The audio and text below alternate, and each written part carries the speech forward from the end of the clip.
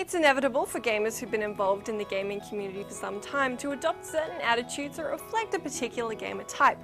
Last episode we covered off on the completionist, the speedrunner, the extrovert and the exterminator. This episode we've lined up 4 new gamer types so you guys can let us know if you fit any of the profiles. Perhaps the only gamer type who was filled with excitement after Dragon Age announced they had a thick novel's worth of dialogue and was determined to read every word of it was the reader. The reader loves burying themselves in game worlds that are rich with lore and backstory. They go out of their way to read every guide and datapad that falls into their laps, and will even listen to Ashley go on about her boring family life for 20 minutes apiece in Mass Effect. The reader tends to be a terrible co-op companion as they often get left behind while listening to the daily trials of NPCs. They love early RPGs and strategy games as they're often sold with a meaty game manual that the reader can get stuck into pre-game. The reader is also often found in content-heavy adventure games, clicking through every dialogue option and happily sitting through the 20-minute monologues of NPCs.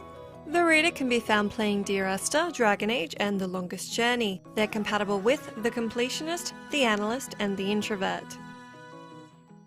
Whether it's putting together farms and homesteads in Harvest Moon or building impenetrable Minecraft fortresses, the builder loves crafting and creating. All the builders' Skyrim weapons are named, enchanted, and smithed to perfection, while their societies and civilization are intricately formed and meticulously managed. Simulation games are a favourite for the builder, where they can switch between making people and their lives in a microworld such as The Sims, but also manipulate and control entire towns in SimCity and Rome. The builder has been known to spend hours on gameplay experiences that are arguably closer to interior design and architecture than actual gameplay. The builder can be found playing SimCity, Civilization 5, and Minecraft. They're compatible with the analyst and the introvert. As the name implies, the introvert is the polar opposite of the extrovert.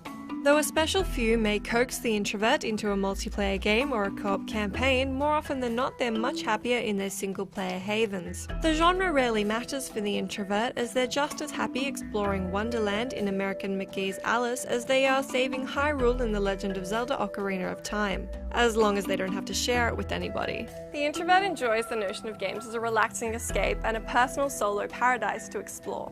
The introvert can be found playing The Legend of Zelda: Ocarina of Time, Half-Life 2, and Heavy Rain. They're compatible with the reader, the analyst, and the builder. The analyst doesn't dislike the climbing or shootouts in Uncharted or the long conversations in Grim Fandango, but it's the puzzles they really love. The analyst loves to figure out and solve problems in games, and the harder they are, the better. The analyst isn't satisfied with an uber-simple slide brain teaser or an agile platformer. They're more likely to be found playing with physics in Portal and Limbo. They also love Myst-like games that offer up little in the way of instruction and leave the abstract problem-solving to the player. The analyst is an adventure game aficionado and tires quickly of monotonous combat devoid of tactics. The analyst can be found playing Myst, Limbo, and Portal. They're compatible with the introvert and the builder. Did any of today's gamer types ring a bell with you guys? Have you ever forced an introvert into a co-op game, or are you that introvert? Let us know in the comments down below. Be sure to pester your friends on Facebook or Twitter if any of these sound like them, and subscribe to catch our last episode and our future episodes.